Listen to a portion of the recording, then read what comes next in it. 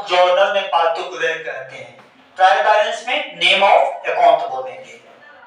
FF जो generally आपको use करते थे रेजर फॉलियो, उसको रखिएगा।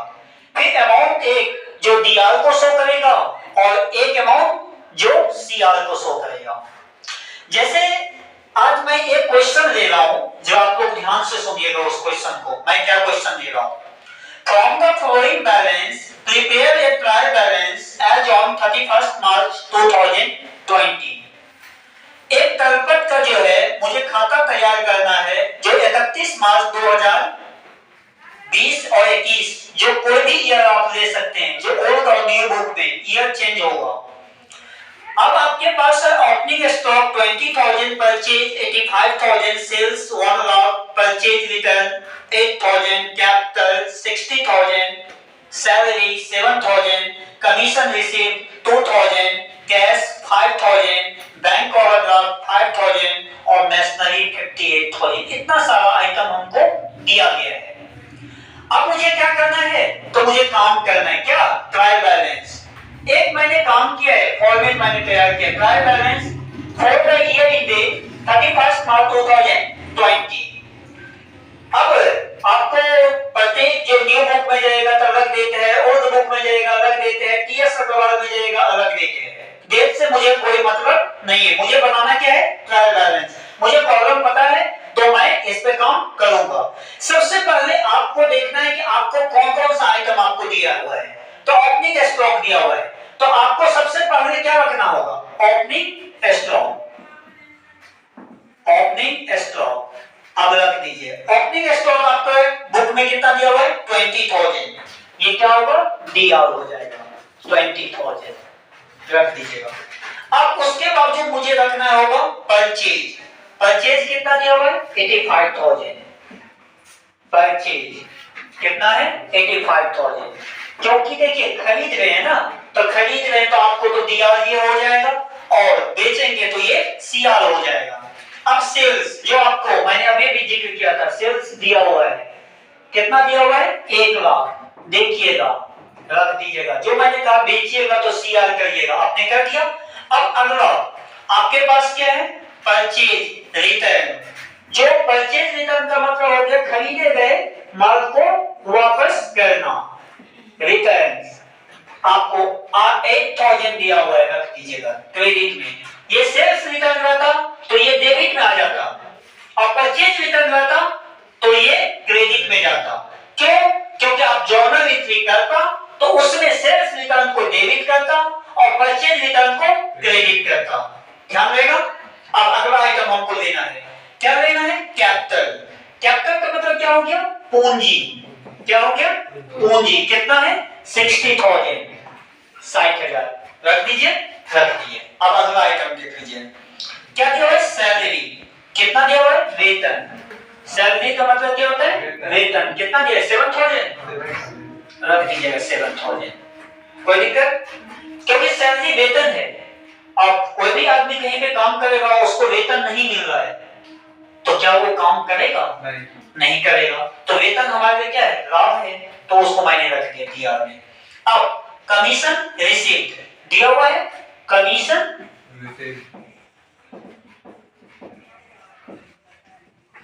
रिसीव्ड कितना दिया हुआ है?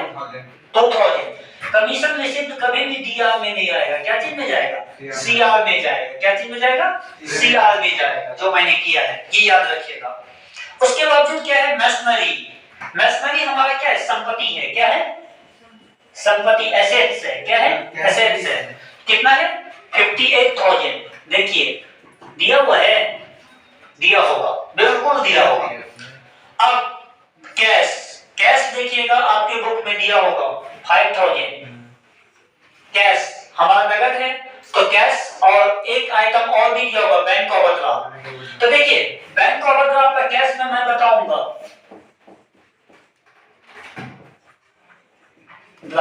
अब देखिए कैश कितना दिया हुआ है? देख लीजिएगा 5,000 है, बैंक ओवरड्राफ्ट 5,000। तो सबसे पहले कैश को 5,000 डीआर में, अब बैंक ओवरड्राफ्ट को सीआर में। अब मैं बता दूं जरा क्यों रखे हैं। सर कैश का मतलब हो गया नगद, और जब कैश का जब हम लोग एंट्री करते थे तो टू बैलेंस भी बाइंडिंग करते और कैश एनी टाइम डीआर को शो करेगा सर, ना कि सीआर को शो करेगा, ये याद रहेगा। अब बैंक ओवरड्राफ्ट जो हम लोग का होता है, वो बैंक ओवरड्राफ्ट शायद आप लोग कैश बुक में पढ़े थे कि बैंक ओवरड्राफ्ट के बारे में, और एक 42 चैप्टर है बैंक रिकॉन्सिलिएशन स्टेटमेंट, जो मैं अगले जो चैप्टर में पढ़ाऊंगा उसमें मैं आपको इसके बारे में डिटेल दूंगा, बैंक ओवरड्राफ्ट, जिसको हिंदी में बैंक अधिविकर्ष कहा जाता है। ये तो कर ही लीजिए। ये मैंने तो ये एनी टाइम डीआर नहीं होगा, क्या होगा, सीआर होगा, तो मैंने रख दिया। अब आपको पता होना चाहिए कि अब आपको काम क्या करना है, तो काम ये करना है, ट्रायल बैलेंस का मतलब होता है तलपट, मतलब कि दोनों साइड आपको जोड़ना है, और जोड़ करके इक्वल बैलेंस आपको लाना है। तो जोड़ देते हैं,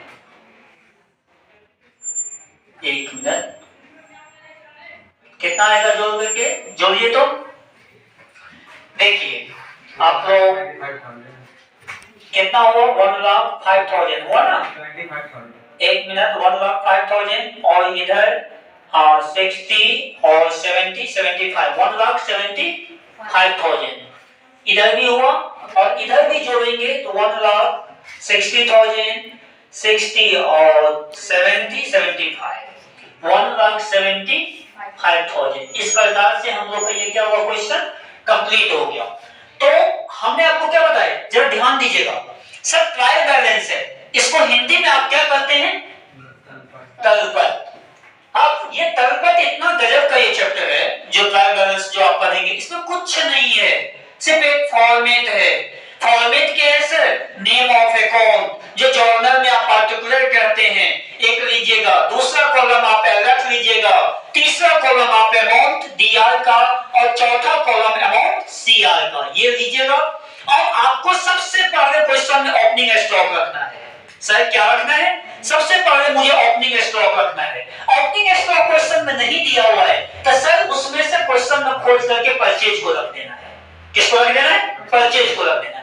सब परचेज रिटर्न दिया हुआ है, कोई घबराने की बात नहीं है, परचेज रिटर्न हम डाल देंगे, और सेल्स रिटर्न दिया हुआ है उसको भी डाल देंगे। लेकिन अंतर क्या होगा, अमाउंट का चेंज होगा, क्योंकि परचेज रिटर्न का अमाउंट कभी भी जो आपको कहां नहीं आता है, डीआर में नहीं आता है, कहां जाता है, सीआर में। और सेल्स रिटर्न रहेगा तो कभी भी वो कहां नहीं जाएगा, सीआर में नहीं जाएगा, कहां आएगा, डीआर में आएगा, डेबिट में आएगा। क्या आएगा, सेल्स रिटर्न आएगा, उसका अमाउंट आएगा, ये याद रखिएगा। और ये सारे आइटम को मैंने रख दिया, और दोनों साइड मैंने जोड़ दिया।